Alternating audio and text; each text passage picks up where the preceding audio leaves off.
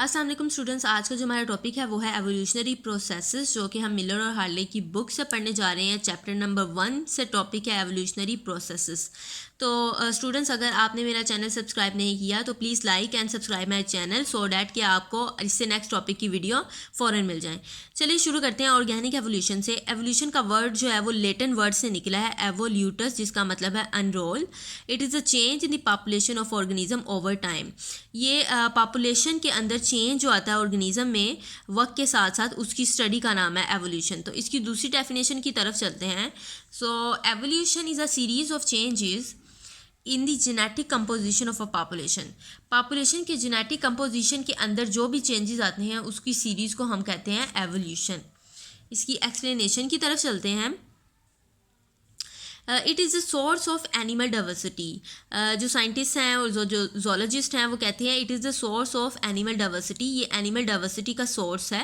Diversity किसे कहते हैं? Number and the variety of the species को। तो आपको पता है कि ये जो वैरायटी जितनी भी स्पीशीज़ में आ रही हैं वो किस तरह आ रही हैं, उनमें कोई ना कोई चेंजेस तो हो रही है ना, तो फिर ही जाके एक न्यू स्पीशी जनरेट हो रही है या एक न्यू वैरायटी बन रही है। तो क्या हो रहा है कि जो एवोल्यूशन है वो चेंजेस पैदा करती है पॉपुलेशन में, जिसकी वजह से क्या हो रहा है, डाइवर्सिटी इंक्रीज हो रही है। तो it is the source of animal diversity and it explain the family relationship with in animal group. इसके अलावा ये मुख्तलिफ एनिमल्स ग्रुप्स का आपस में फैमिली रिलेशनशिप को एक्सप्लेन करती है। Charles Darwin publish convincing evidence of evolution in 1859। आपको पता है जब भी एवोल्यूशन का जिक्र आता है तो सबसे पहला नाम जिस साइंटिस्ट का हमारे जहन में आता है वो आता है चार्ल्स डार्विन का। चार्ल्स डार्विन ने सबसे पहले जो था ना एवोल्यूशन का एविडेंस जो था वो पब्लिश किया था 1859 में and propose a mechanism that could explain evolutionary change. और एक ऐसा मैकेनिज्म प्रपोज किया था जो एक्सप्लेन कर सकता था एवोल्यूशनरी चेंज को। Since that time, biologists have become convinced that evolution occur। तब जाके बायोलॉजिस्ट को थोड़ा सा यकीन हुआ कि वाकई एवोल्यूशन जो है वो होती है। The mechanism proposed by Darwin has been confirmed and now serves as a nucleus of our broader understanding of evolutionary change। जो डार्विन का जो मैकेनिज़्म था उसको बाद में कंफर्म कर दिया गया, और अब जब भी हम एवोल्यूशनरी चेंज की बात करते हैं तो उसको समझने की कोशिश करते हैं तो हमें डार्विन का मैकेनिज़्म को रीड करना होता है। Understanding how the diversity of animal structure and function arouse is one of the many challenges face by zoologist.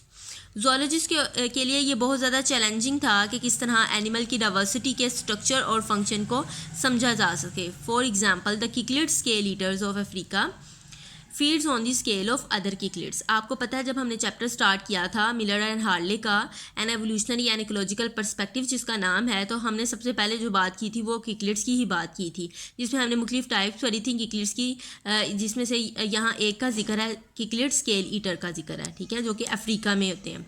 ठीक है, एक का यहाँ जिक्र है किकलिड स्केल ईटर का। ये क्या करते हैं?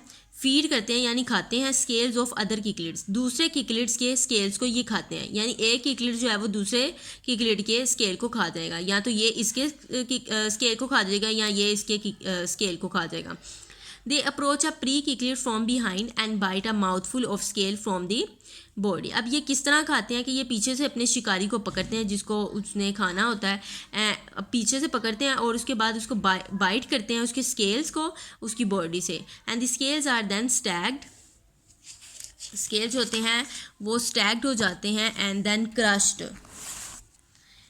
Then crushed by the second set of jaws and sent to the stomach and intestine for the protein digestion।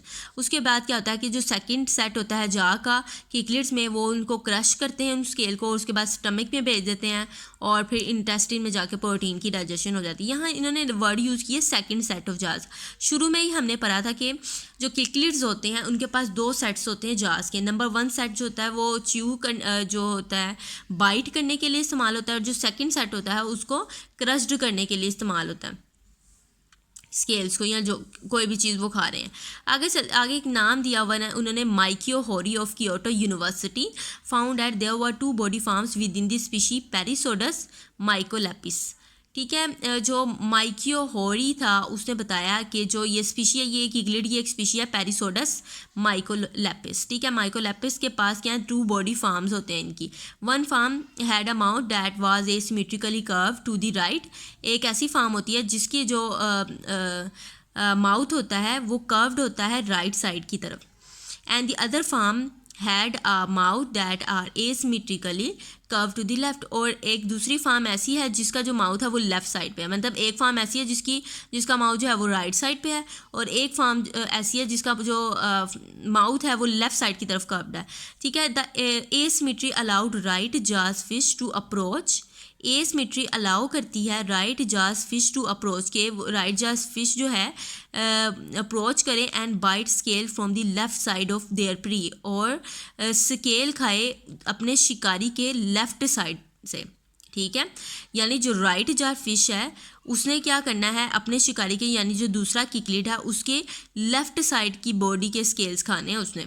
वो राइट साइड वाला राइट साइड के नहीं खा सकता, राइट साइड वाला किस साइड के स्केल्स खाएगा, लेफ्ट साइड के।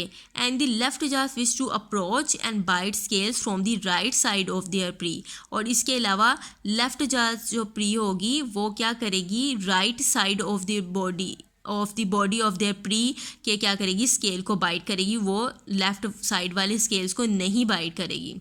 ठीक है, यानी ये कि जो लेफ़्ट साइड वाली लेफ़्ट जार फिशेज हैं वो राइट साइड वाले स्केल्स खाएंगी, और राइट जार फिश जो हैं वो लेफ़्ट साइड वाले स्केल खाएंगी।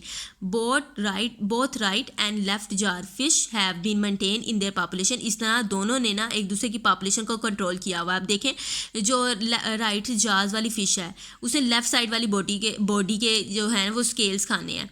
अब वो उसको शिकार बनाएगी जिसका जो माउथ है वो लेफ़्ट साइड पे कर्व्ड है, यानी राइट जार वाली फ़िश जो है वो उसको शिकार बनाएगी जिसका फेस जो है वो जिसका माउथ जो है वो राइट साइड की तरफ कर्व्ड है। इस तरह क्या हो रहा है कि इस तरह लेफ़्ट जो जार वाली फ़िश है वो किसको शिकार बनाएगी, जिसका जो माउथ है वो राइट साइड की तरफ कर्व्ड है। इस तरह दोनों ने ना अपनी पॉपुलेशन को मेंटेन किया हुआ, किसी एक की भी पॉपुलेशन ज़्यादा एक्सीड नहीं कर रही जो कि ख़तरनाक हो सकती है। तो स्टूडेंट्स ये था हमारा आज का टॉपिक, और जिसमें हमने पढ़ा एवोल्यूशनरी प्रोसेस के बारे में। सबसे पहले जो हमने पढ़ा उसकी एवोल्यूशन की डेफिनेशन फिर उसके बाद हमने चार्ल्स डार्विन के वर्क को हमने स्टडी किया, फिर किकलिड्स की एग्जांपल्स हमने यहाँ पर डिस्कस की। उसके बाद हमने राइट जार्ड किकलिड्स और जो लेफ़्ट जार किकलिड हैं उनको डिस्कस किया, जो कि 2 बॉडी फार्म है किस स्पीशी की, पैरिसोडस माइकोलेपिस की। तो स्टूडेंट्स ये था हमारा आज का टॉपिक। उम्मीद है आप समझ गए होंगे, आपको अंडरस्टैंडिंग हो गई होगी इस टॉपिक की। अगर आप चाहते हैं इसके नेक्स्ट टॉपिक की वीडियो आपको फ़ौरन मिल जाए तो please like and subscribe my channel. मिलते हैं हम अपनी नेक्स्ट वीडियो में। अल्लाह हाफ़िज़।